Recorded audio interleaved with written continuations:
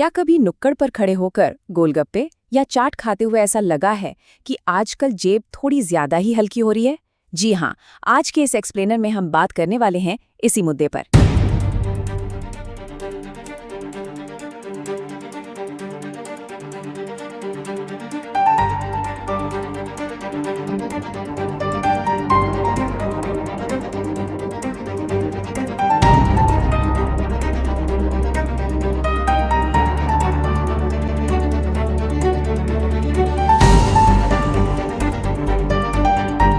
इसे silent inflation यानी खामोश महंगाई कहा जा रहा है, जिसने हमारी और आपकी रोजमर्रा की प्लेट को अचानक से बहुत महंगा कर दिया है। अगर थोड़ा ध्यान दें तो चाय का कुल्हड़ हो, सुबह का डोसा या फिर शाम की चाट, ये हमारे फेवरेट रोजमर्रा के खाने बिना किसी शोर शराबे के 10 से 50 रुपए तक महंगे हो गए हैं। ऐसा लग रहा है जैसे किसी ने रातों रात चुपचाप एक नया टैक्स लगा दिया हो। पर एक बड़ा सवाल ये है कि आखिर ऐसा हुआ क्यों? जरा इन कीमतों के अंतर को समझते हैं। जो पानीपुरी कुछ समय पहले तक 20 रुपए में मिल जाती थी, वो अब 40 की हो गई है। चाट 40 से उछलकर 80 पर पहुंच गई है और बाहर मिलने वाली रोज की थाली 80 से सीधे 120 रुपए पर आ गई है। ये महज कुछ नंबर नहीं है, बल्कि ये आम इंसान की गाढ़ी कमाई और उसके बटुए पर पड़ने वाला एक बहुत भारी और सीधा प्रहार है। अब आते हैं असल मुद्दे पर। इन सब के पीछे जो असली मुजरिम है वो है ये आंकड़ा 993 रुपए। जी हाँ, एक 19 किलो वाले कमर्शियल एलपीजी सिलेंडर की कीमत में एक ही झटके में हुई ये रिकॉर्ड तोड़ बढ़ोतरी ही इस सारी परेशानी की असली जड़ है। और सबसे हैरान करने वाली बात तो ये है कि इन कीमतों ने एक बहुत बड़ी मनोवैज्ञानिक सीमा को पार कर लिया है। दिल्ली और अन्य बड़े शहरों की बात करें तो वहाँ कमर्शियल सिलेंडर की कीमत अब 3000 रुपए के भारी भरकम आंकड़े को भी पार कर चुकी है। ये कोई छोटा मोटा उछाल नहीं है, ये पूरे बाजार के लिए एक बहुत बड़ा झटका है।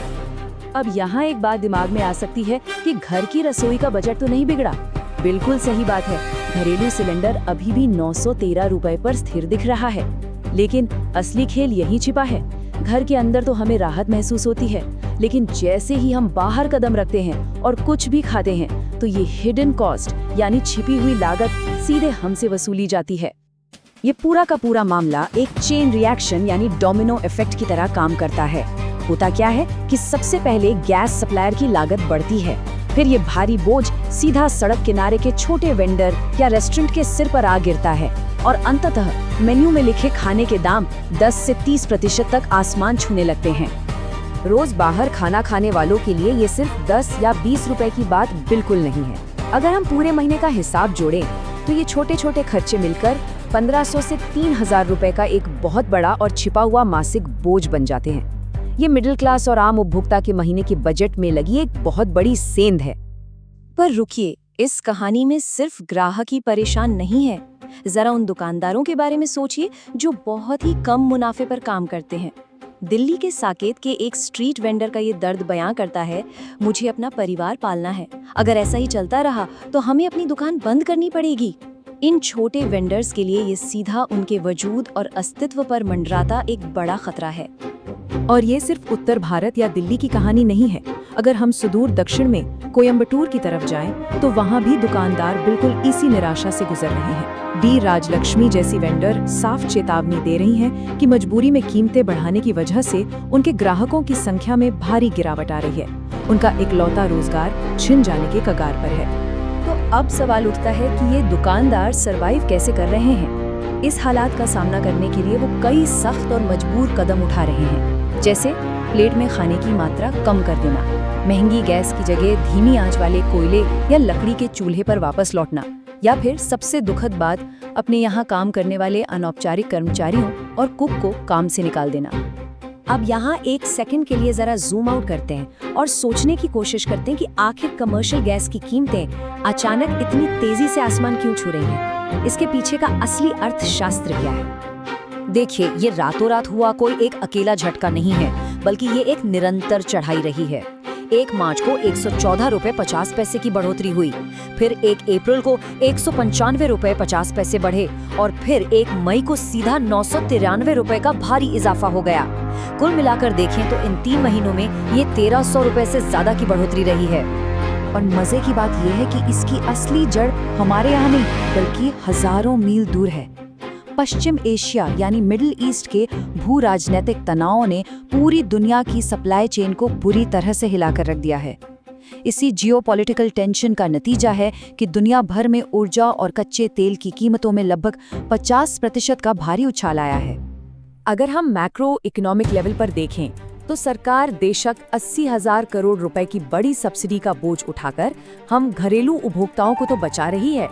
इंडियन ऑयल के मुताबिक कमर्शियल एलपीजी की खपत कुल खपत का 1% से भी कम है, लेकिन फिर भी इस महंगी गैस का इम्पैक्ट पूरी सप्लाई चेन, ट्रांसपोर्टर्स और पैकेजिंग यूनिट्स पर बहुत ही जोरदार तरीके से बढ़ रहा है।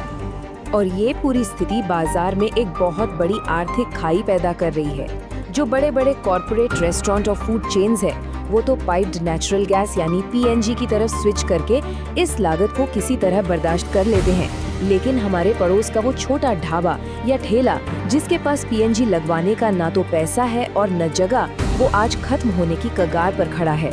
तो घुमा फिराकर बात वहीं आती है, जिसे हम देख रहे हैं वो एक विनाशकारी साइलेंट इन्फ्लेशन टैक्स है। गैस की ये बढ़ी हुई कीमतें सीधे तौर पर हमारे घर के बिल में तो नजर नहीं आती, लेकिन जब भी हम बाहर कुछ खाते हैं तो ये अदृश्य टैक्स हर निवाले के साथ हमारी और आपकी जेब से चुपचाप पैसे निकाल लेता है।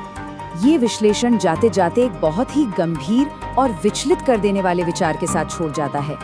जब 3,000 रुपए का कमर्शियल गैस सिलेंडर हमारी सड़कों और बाजारों का स्वरूप बदल रहा है, तो क्या आज का हमारा आम स्ट्रीट फूड कल हमारी पहुंच से बाहर की विलासिता बन जाएगा? और उन लाखों लोगों का क्या होगा जिनकी रोजी रोटी और रोजाना का पेट इसी सस्ते खाने पर निर्भर है? ये यकीनन